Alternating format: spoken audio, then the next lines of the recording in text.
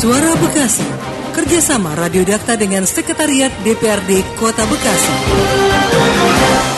Dakta Radio bijak berinformasi, cerdas berinteraksi. Rekan Dakta, hingga menjelang pukul 7:30 malam, kita masuk dalam dialog interaktif DPRD Kota Bekasi. Dan tamu saya hadir langsung ke studio, yakni Sekretaris Komisi 1 DPRD Kota Bekasi, fraksi PKB, Rizky Topananda. Kita sapa. Assalamualaikum warahmatullahi wabarakatuh, Bang Rizky. Waalaikumsalam warahmatullahi wabarakatuh. Saya manggil Bang aja ya? Iya, santailah. Karena cukup akrab sebelum menjadi anggota DPRD dan sekarang diberi amanah sebagai anggota legislatif, ya lebih akrab kita manggilnya Abang aja ya. Sehat Bang Rizky? Alhamdulillah sehat Bang Jai. Baik, rekan Dakta, perbincangan kita pada malam hari ini seputar peran Komisi 1 dalam mendorong reformasi birokrasi dan pelayanan publik ya. Jadi rekan silakan Anda ingin bertanya langsung di kesempatan malam hari ini bisa telepon di 021 881 6363, WhatsApp 0815 11 107 107. Baik Bang Rizky, untuk Komisi 1 DPRD Kota Bekasi yang membidangi salah satunya seputar pemerintahan atau birokrasi. Apa yang lagi dibahas di Komisi 1 saat ini? Ya tentu ini ya Bang Zainuddin, saya ucapkan terima kasih juga. Pastinya hari ini kita masih menjalankan tugas fungsi kita sebagai anggota Dewan, terkhusus bab terkait dengan pemerintahan, apalagi tentang kepegawaian yang masih hangat pada saat ini. Bahkan baru kemarin kita baru saja menerima audiensi dari perwakilan guru-guru honorer yang ada di Kota Bekasi, yang tentu tidak lepas dari proses pengangkatan P3K yang masih terus berjalan sampai hari ini. Karena kemarin ternyata masih ada sekitar 296 orang, baik itu guru maupun tenaga pendidik yang ada di Kota Bekasi yang belum masuk usulan tahapan ke BKN. Nah itu kemarin kita baru saja gelar rapat gabungan antara Komisi 1 tentu dengan mitranya BKPSDM ya. Kemudian Komisi 4 karena mitranya Dinas Pendidikan, karena ini berkaitan dengan para guru-guru.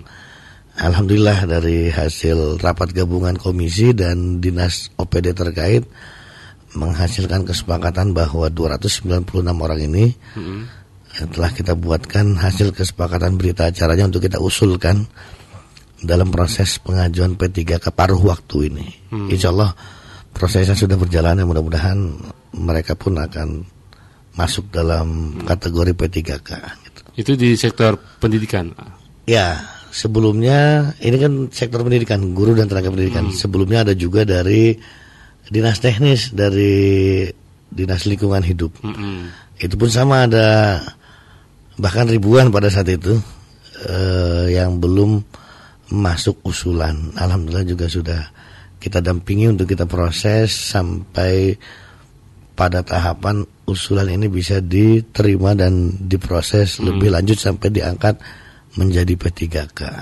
Hari ini memang lagi fokus di situ kami.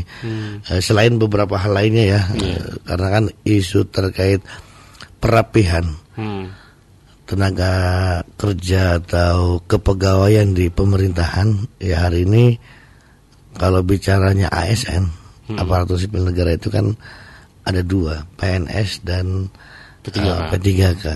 Nah, PNS relatif sudah berjalan sebagaimana mestinya.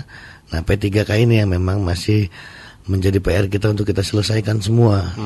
Harapannya di tahun ini bisa tuntas tanpa meninggalkan permasalahan-permasalahan khususnya di Kota Bekasi. Itu Bang Jainuddin. Baik, total ada berapa sebenarnya kalau sebelum diangkat P3 kan sebutnya kita tenaga kontrak ya. Ini sisa berapa kalau tadi sekian ratus sudah diusulkan kembali, ada berapa ratus mungkin yang belum masuk diusulkan sebagai pegawai? Selain yang tempo hari sudah dilantik 7.000-an orang itu, kemudian kemarin yang selanjutnya 500-an itu, dan ini kita sedang usulkan 3.478 kalau saya nggak salah. Pokoknya sekitar 3.000 lebih lah. Nah, dari situ termasuk pada akhirnya yang 296 ini yang kita ajukan di dalam usulan itu. Gitu. Memang pada akhirnya usulan ini kan sifatnya usulan, nanti biar pemerintah pusat dalam hal ini Badan Kepegawaian Nasional BKN itu menganalisa untuk posisi-posisi yang bisa diajukan dan ditempatkan khususnya di Kota Bekasi. Dan insya Allah sih sejauh ini masih ada peluang itu. Gitu. Baik, jadi pemerintah melalui DPRD mengusulkan begitu ya. Keputusan akhir ada di BKN. Betul. Dan di Kota Bekasinya BKPSDM ya, yang bertanggung jawab secara teknis untuk mengawal proses ini. Baik, kalau melihat dari kemampuan para pegawai kita, kan P3 kan sudah disebut sebagai Kopri ya, harus pegawai Republik Indonesia atau pegawai secara keseluruhan di lingkungan pemerintah Kota Bekasi. Komisi 1 melihat peran-peran mereka dalam ikut mensukseskan pelayanan terhadap publik dengan baik. Sejauh mana evaluasi itu? Iya, tentu ya. Target utama dari birokrasi yang ada di pemerintahan adalah bagaimana memberikan pelayanan publik yang optimal. Betul.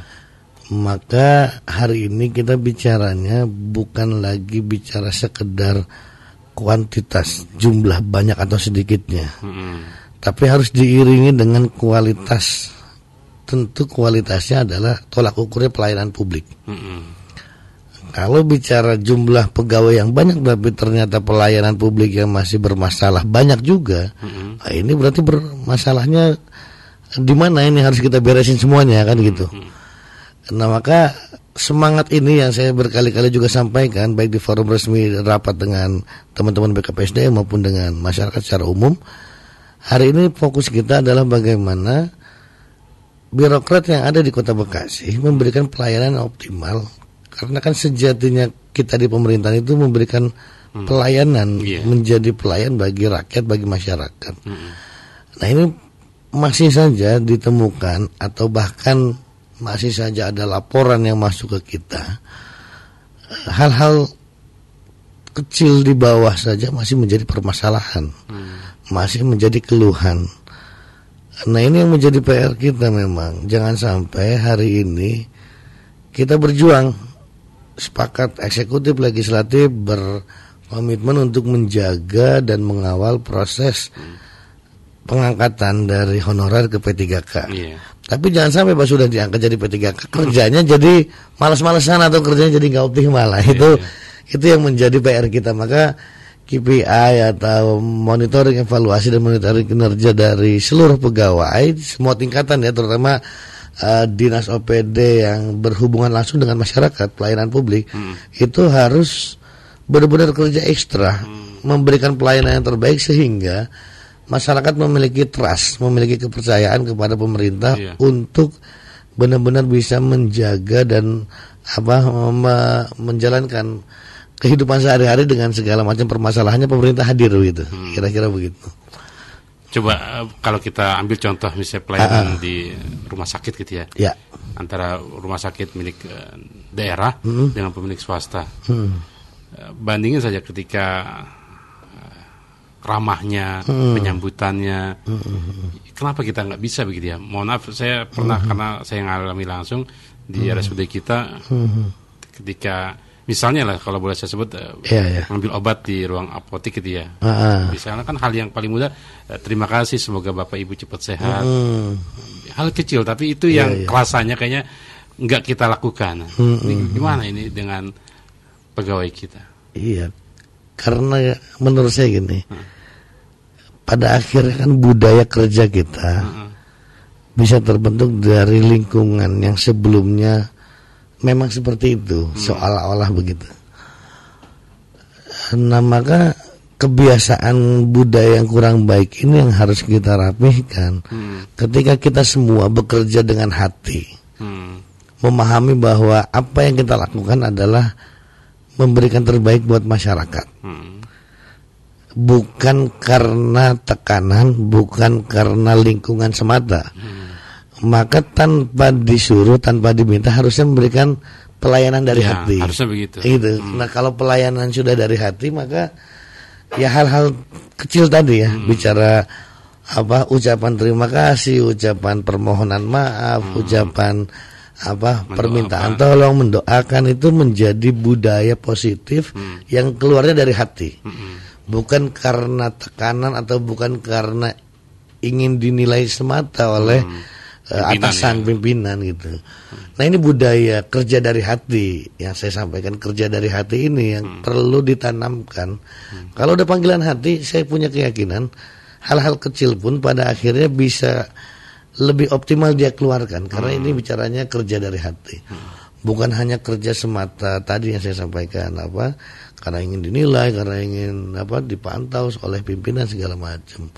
Bahkan kalau mau ngambil contoh di bidang pelayanan kesehatan tadi, ya hal sama terjadi dengan beberapa orang, apalagi kaitannya sama masyarakat umum ya. Jangan sampai kita seolah-olah kalau rumah sakit punya pemerintah memiliki pelayanan yang lebih tidak baik ketimbang rumah sakit swasta. Padahal kan fasilitas RSUD kita itu udah cukup baik gitu. Iya.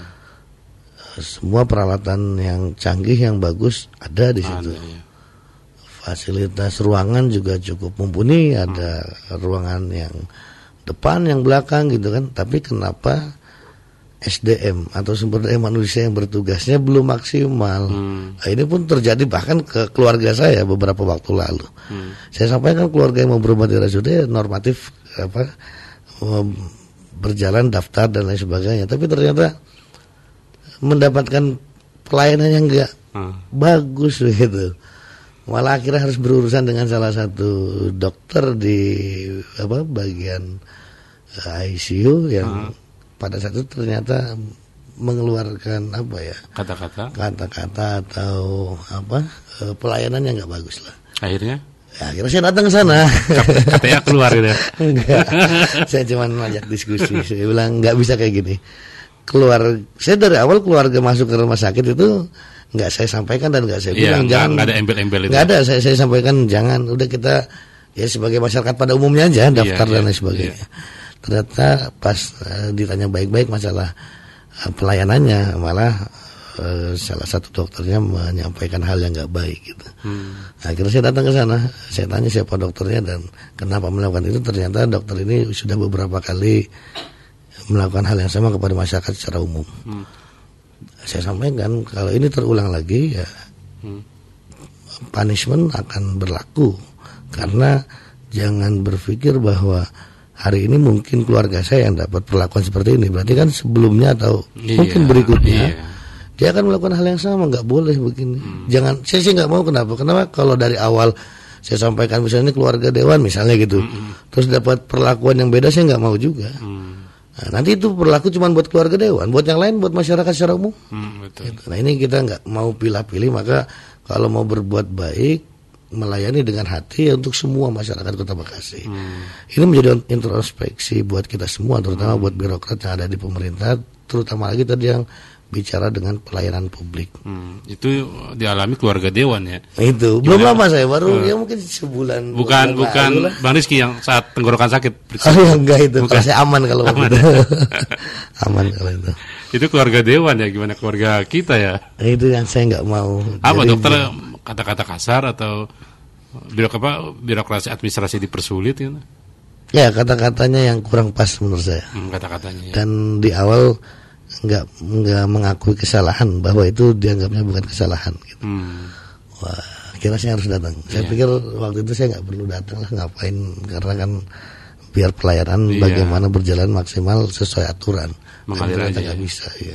Baik, rekan silakan Anda ingin berinteraksi di malam hari ini, bisa WhatsApp kami 081511100707 atau bisa telepon di 0218816363. Kami masih dalam dialog interaktif DPRD Kota Bekasi, kerjasama Sekretariat DPRD Kota Bekasi. Tamu saya masih dengan Rizky Topananda, Sekretaris Komisi 1 DPRD Kota Bekasi, fraksi PKB.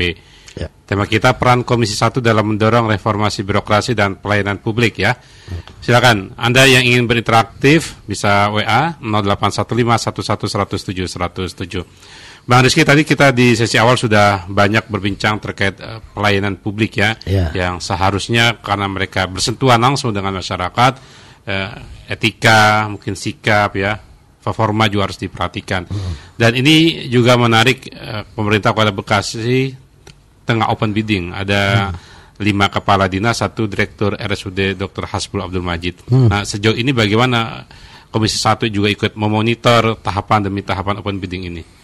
Ya, yang pertama kaitan sama open bidding, beberapa OPD yang masih terjadi kekosongan atau pelaksana tugas sementara itu, kita fokus pada posisi bahwa hari ini beberapa jabatan, bukan hanya bicara kepala dinas sebenarnya, beberapa jabatan di struktural di bawah pun, di tingkat kelurahan, tingkat kecamatan, dengan kasih-kasih yang kosong, saya pikir itu menjadi PR sebenarnya.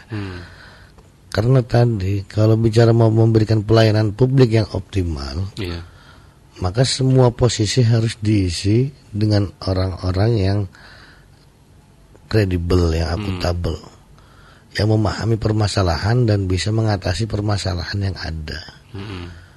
Nah, maka kalau bicaranya hari ini ada 6 OPD yang sedang berproses open bidding, 5 dinas, 1 RSUD tadi itu. Saya menggarisbawahi bahwa proses ini harus tetap mengedepankan sisi profesional, meritokrasi. Siapa menempati posisi di mana itu harus sesuai dengan kemampuan. Sesuai keahliannya, sesuai kemampuannya. Ya, jangan lagi bicara karena urusan kedekatan semata, gitu. Karena kan prinsip meritokrasi itu di situ, bicara kemampuan, skill, akuntabilitas, kemampuan dia untuk memahami permasalahan sesuai dengan bidang keahliannya, sehingga bicaranya pada akhirnya objektif. Jangan lagi hanya sekedar subjektivitas, like or dislike. Nah, harapan saya di proses ini pun pemerintah mampu menunjukkan sisi posisi yang menjalankan meritokrasi itu, sehingga 6 orang yang mengisi posisinya nanti memang dia paham dan mampu untuk menyelesaikan, memahami masalah, menyelesaikan masalah, dan memberikan pelayanan yang optimal untuk masyarakat. Itu posisi utamanya di situ. Maka proses yang dilakukan secara normatif sesuai dengan agenda jadwal sampai akhir bulan ini, ya baik secara administrasi ditempuh, secara proses tes dan lain sebagainya ditempuh, itu menjadi bagian dari tolak ukur mengukur kemampuan dan keahlian seseorang sehingga pada akhirnya ditempatkan di posisi yang tepat. Nah, kita sedang memantau atau sedang sama-sama melihat proses ini secara transparan dan akuntabel. Bahkan bukan hanya DPRD dan bukan hanya Komisi 1, tapi masyarakat juga harusnya bisa memberikan pandangan ketika proses ini misalnya ada dalam perjalanannya berjalan tidak sesuai dengan aturan yang ada, atau bahkan nanti hasilnya tidak sesuai dengan harapan dan sistem meritokrasi yang ada. Ini patut kiranya kita untuk memberikan masukan, kritikan, dan saran untuk memperbaiki biar secara optimal bisa menjalankan tugasnya di masing-masing dinas dan OPD itu. Kalau lembaga pendidikan entah misalnya STAN ya, IPDN, STTD ya, itu kan arahnya jelas, biasanya kayak STTD kalau nggak salah masuk ke dinas perhubungan, transportasi darat gitu loh. Nah, ini bagaimana dengan dinas-dinas lain yang sejatinya mungkin alur pendidikannya tidak sejalan dengan ending penempatan akhirnya begitu? Ya kan gini, dinas-dinas itu kan ada yang teknis, kerja lapangan, ada juga yang bekerja sesuai dengan pengetahuan ilmu yang dia miliki. Misalnya gini, yang ideal, ini bicara ideal ya. dinas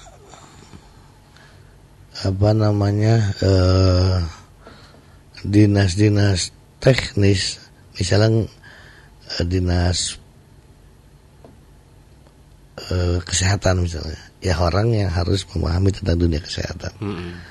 Dinas pendidikan misalnya, orang yang harus memahami tentang dunia pendidikan.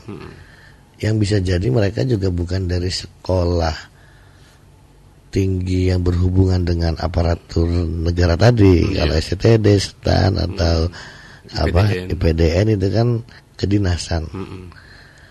Bisa jadi mereka profesional kerja atau profesional pendidikan yang sesuai dengan profesi keilmuannya, kemampuan keilmuannya. Nah, sehingga manajemen dan pelaksanaan tugas dan kewajibannya di dinas terkait ya memang sesuai basic knowledge yang mereka pelajari di masa-masa kuliahnya, sesuai dengan jenjang ilmu pengetahuan yang dimilikinya. Nah, sehingga tidak terjadi gap pengetahuan. Jangan sampai seorang kepala dinas tidak memahami job desk-nya dia di dinas tersebut karena tidak memiliki basic terkait dengan keilmuannya itu.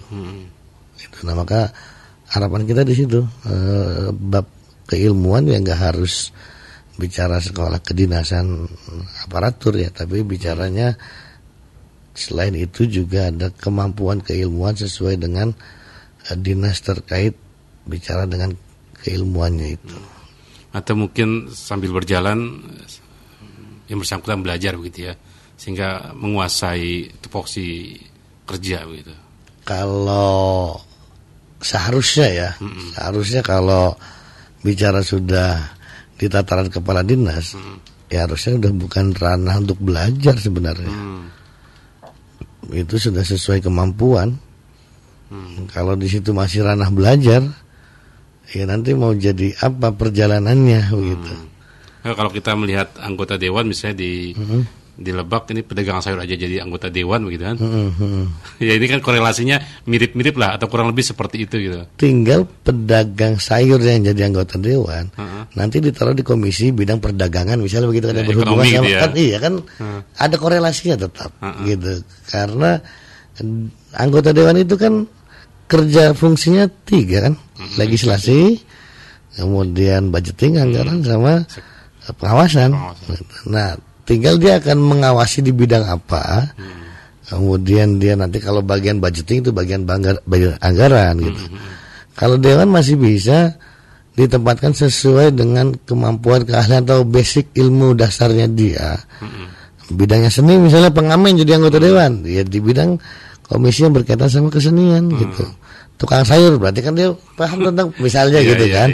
Itu masih bisa ditempatkan sesuai seperti itu, yang terjadi kan bisa aja gitu. Tapi kalau dinas beda gitu. Ya kalau dinas kan kerja teknis lah.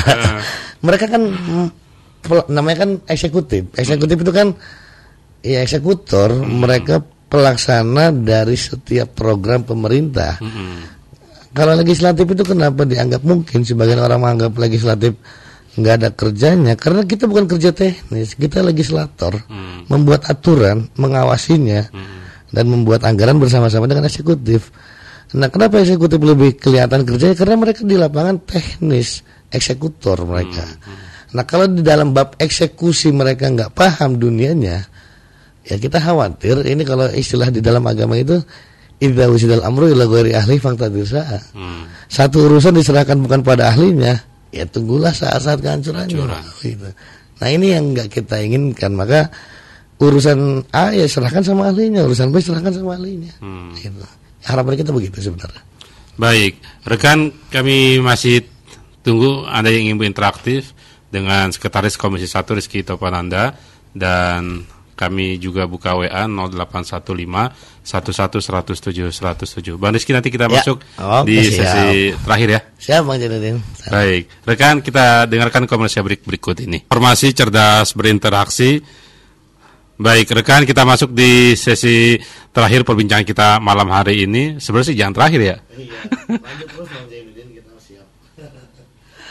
Iya, rumah dekat ya. Rumah dekat. Jadi aman ya. Baik, Bang Rizky, ini ada yang bertanya, ya. Pak Wahyudi.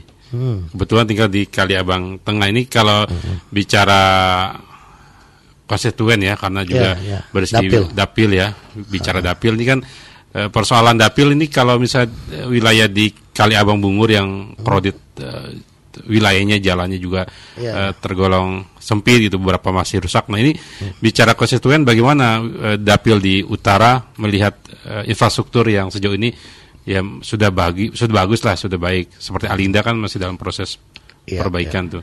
Nah ini bagaimana dengan dapil misalnya di Kaliabang yang jalannya beberapa masih rusak berlubang? Iya. Pertama, kalau bicara urusan dapil tentu tidak lepas dari tadi yang kita diskusikan di awal, bicara pelayanan publik ya. Pelayanan publik yang mendasar sekali itu kan bicara tentang kesehatan, pendidikan, termasuk bicara tentang infrastruktur yang ada di tengah masyarakat. Pada akhirnya bicara jalan umum itu juga di dalamnya gitu. Ya memang realitanya bahkan mungkin nggak cuma di Bekasi Utara, tapi di beberapa titik kita paham, kita tahu, dan kita sama-sama menyaksikan bahwa masih terjadi jalan rusak, masih terjadi kemacetan karena penyempitan jalan atau karena situasi jalan yang sempit, jumlah kendaraan yang banyak, sehingga pada akhir tahun ini memang sedang dikebut. Terutama sekali beberapa jalan yang memang langganan dalam tanda kutip ya, langganan rusak gitu. Yang beberapa kali kalau ini jalan utama, kalau sudah ditambal sementara biasanya nggak lama rusak lagi. Nah oleh sebab itu butuh energi yang banyak. Misalnya tadi bicara di Bekasi Utara di Alinda itu ya, itu memang full energi untuk merapikan itu harus tuntas, karena kalau setengah-setengah atau diperbaikinya sedikit-sedikit, sesaat cepat rusak lagi pastinya. Nah resiko lainnya ketika jalan utama sedang diperbaiki, maka lalu lintas akan sedikit banyaknya terganggu. Iya betul. Nah maka saya berharap, termasuk saya juga menjadi bagian di dalamnya. Kalau lewat jalan-jalan tertentu akhirnya kena macet itu. Nah saya berharap ya kita semua masyarakat di akhir tahun ini agak memahami dan memaklumi ketika beberapa tempat, beberapa titik sedang terjadi perbaikan yang mengakibatkan macet. Di daerah Wisma Asri juga ada beberapa titik yang sedang diperbaiki, dan Alinda tadi ya, dan beberapa titik lainnya sedang proses perbaikan jalan. Ya doakan mudah-mudahan bisa cepat selesai, dan setelah selesai mari kita jaga dan kita rawat bersama apa yang menjadi aset pemerintah, yang menjadi aset kita juga begitu. Baik, itu jawabannya ya. Ya. Baik, kita mengarah ke tupoksi Komisi 1. Tadi kan terkait dengan reformasi birokrasi dan pelayanan publik. Nah ini garis besarnya apa dengan 56 kelurahan, 12 kecamatan. Ini kan yang bersentuhan langsung di bawah gitu ya. Dinas mungkin nggak terlalu bersentuhan, tapi ketika bicara pelayanan mendasar gitu ya, administrasi kependudukan kan kecamatan, kelurahan bersinggungan langsung. Ya memang tadi sempat kita bahas juga kan. Ujung tombak pelayanan publik itu ya kelurahan, kecamatan, dan di beberapa daerah itu di 56 kelurahan, 12 kecamatan ini masih ada posisi-posisi yang sentral, yang strategis tapi masih kosong. Nah ini yang kita dorong sebenarnya ke eksekutif, ke pemerintah untuk segera mengisi kekosongan itu. Juga jangan terfokus hanya bicara posisi strategis di dinas saja, tapi di kelurahan kecamatan itu perlu diperhatikan, sehingga nggak ada lagi keluhan. Sampai sekarang masih banyak yang tadi contoh-contoh kecil ya, misalnya ngurusin KTP, ngurusin KK, masyarakat tahunya ya di kelurahan dulu lah, pastinya kan, sebelum bicara ke dinas pendudukan, ke Disduk Capil, pasti mereka ke kelurahan kecamatan. Masih aja ada problem-problem. Baik bicara kelengkapan administrasi maupun kesigapan. Ini kan salah satu pelayanan publik yang optimal, yang baik itu bicara responsibilitas. Ketika ada masyarakat yang membutuhkan pertolongan, bantuan, bagaimana respon kita sebagai pelayan publik, sebagai aparatur pemerintah?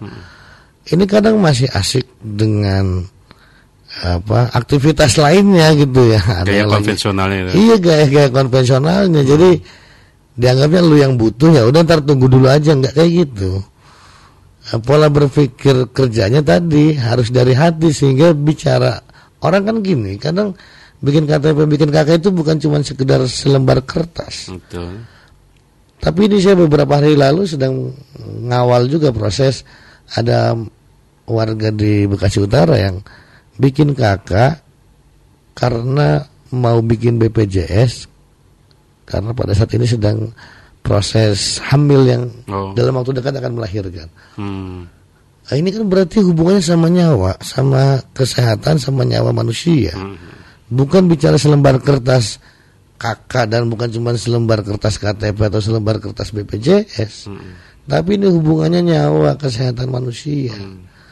Nah, kalau kitanya lalai, abai, enggak responsif terhadap permasalahan ini, khawatir nyawa manusia yang menjadi taruhannya.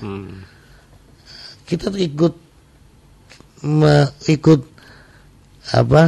turut serta dalam dosa itu gitu. Kalau sampai ada nyawa manusia melayang hanya karena kelalaian kita memberikan pelayanan kepada masyarakat. Oleh sebab itu, kalau misalnya pola pikirnya sama begitu, sekecil apapun masyarakat butuh bantuan, kita respon dengan cepat.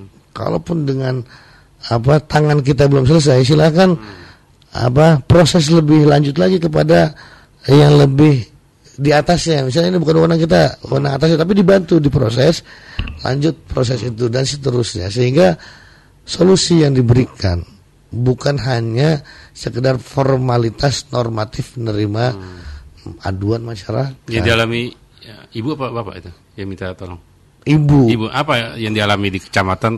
Birokrasi yang rumit atau betul ya, birokrasi yang rumit. Dijanjikan bahkan waktu seminggu, udah sampai 2 minggu katanya belum ada kabar. Bikin kakak akhirnya DM ke saya. Ya kita kan kalau ada yang DM masyarakat, saya nggak lagi nanya tinggal di mana dan lain sebagainya, sehingga ketika ada aduan dia bilang di Bekasi Utara, Kelurahan Perwira, ya udah saya langsung bantu aja, nggak lagi secara detail jauh. Kita minta nomor kontaknya, kita hubungin secara langsung, ya akhirnya kita dampingin. Nah, kalau yang gini-gini kan nggak bisa diulur-ulur. Iya gitu. Betul. Si ibu ini sempat beberapa kali bolak-balik dengan kondisi sedang hamil, bolak-balik kantor kecamatan, nggak selesai-selesai urusan. Nah ini akhirnya kita cari solusi. Anggota dewan kan kadang 24 jam, pada akhirnya kita juga nerima aduan dari masyarakat itu kan. Ya saya harap kalau misalnya kita yang ngomong ke kelurahan, ke kecamatan atau ke dinas terkait, bisa di Sdukcapil, segera direspon. Tapi ketika masyarakat kenapa nggak direspon? Karena sama aja. Mau dewan mau masyarakat juga kan sama kita. Akhirnya ketika dibantu langsung jadi atau proses sudah mau selesai lah. Proses sudah mau selesai. Ya karena ada beberapa hal teknis yang kemarin perlu dirapihkan begitu kan aja. Kalau kakak nggak perlu belangko ya. Iya. Oke, A4 juga katanya bisa. Bisa. Ya itulah tadi keseriusan dan responsibilitas kita. Dan cetaknya di kecamatan udah bisa kan? Kakak iya, itu. Kalau kakak kan PDF juga bisa. Iya, PDF apa lagi nggak perlu kertas. Iya. Masih ada ya? Ya itu karena katanya ada beberapa data yang belum lengkap dan lain sebagainya. Padahal bisa selesai itu. Atau mungkin dia nggak pakai joki kali ya? Nggak tahu saya kalau itu ya. Ada di salah satu kecamatan ya, saya nggak bisa nyebut itu. Ia menawarkan joki begitu, yang seharusnya gratis. Ini kalau nggak salah ngurus kematian kalau nggak salah, kan di surat kematian. Itu surat kematian aja masih ada jokinya ya, luar biasa. Biasa di kota loh ini ya. Ampun, di kota.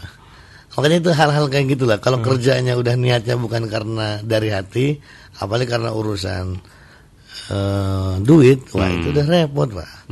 Seolah-olah kalau nggak ada duit nggak dikerjain ini urusan. Sedangkan kita kan dibayar oleh negara melalui pajak yang dibayar oleh masyarakat, ya perputarannya dari masyarakat untuk masyarakat. Iyalah, harusnya siklusnya sehat gitu loh. Iya, udah benar harusnya begitu. Tapi ya yang terjadi memang faktanya seperti itu. Dan kalau ada laporan begitu ya kita biasanya sigap langsung proses. Itu beberapa kejadian kayak gitu, saya langsung telepon lurahnya, telepon camatnya kalau urusan Isma ya. gitu. Masih Ya. Isma. Oh, kalau lurah perlurah ya. Kalau yang bab ini saya nggak komunikasi ke lurahnya, tapi udah kita bantu lah. Kayak perlu itu. Ya. Kali kalau misalnya ke Bantar Gebang, ke Jatikarya dekat Cibubur. Tahu nggak Jatikarya? Iya, Jati Sampurna. Iya, paham kita. Tapi kalau malam sekarang udah rata, nggak ada hiburannya. Tapi saya nggak tahu kalau bab itu. Saya nggak tahu kalau bab udah itu. jadi tol apa? Cimanggis Cibitu apa tuh? Tol Jatikarya itu. Iya. Jadi ya kalau saya boleh berharap jangan ada pas kejadian aja. Betul. Kondisi jadi bisa random lah, bisa di Bantar Gebang. Sampling gitu gitu, pengen tahu gitu loh. Sidak nanti ya. Sidak. Boleh. Tapi dalam rangka memperkuat kinerja birokrat untuk pelayanan publik. Saya nggak mau kesannya sidak itu hanya pencitraan. Kan udah jadi. Emang dulu ya. Buat beberapa orang mungkin masih butuh itu kan. Gubernur aja tiap hari konten. Masing-masing lah. Masing-masing ya. Biar kelihatan kerjanya gitu katanya. Tapi ya plus minusnya ada pasti. Baik. Oke. Mbak Rizky, terima kasih. Sama-sama Bang Janudin. Aduh. Ya, terasa kita sudah di akhir waktu. Iya. Ini sebenarnya kalau puasa enak nih, waktu azan maghrib udah azan ya. Tiba-tiba langsung minum gitu ya. Iya. Sakitnya di malam nggak berasa puasa. Iya. Baik. Semoga perbincangan kita memberikan informasi kepada masyarakat bahwa pelayanan sejatinya harus lebih baik begitu. Ya. Apalagi aparatur yang berhadapan langsung dengan masyarakat tidak perlu. Kenapa harus dipersulit kalau itu bisa dipermudah begitu ya? Iya, sepakat, jangan dibalik. Iya, jangan dibalik ya. Dibalik. Baik, terima kasih sekali lagi Bang Rizky, salam sehat. Sama-sama Bang Janudin. Untuk keluarga. Terima kasih, assalamualaikum warahmatullahi wabarakatuh. Waalaikumsalam warahmatullahi wabarakatuh.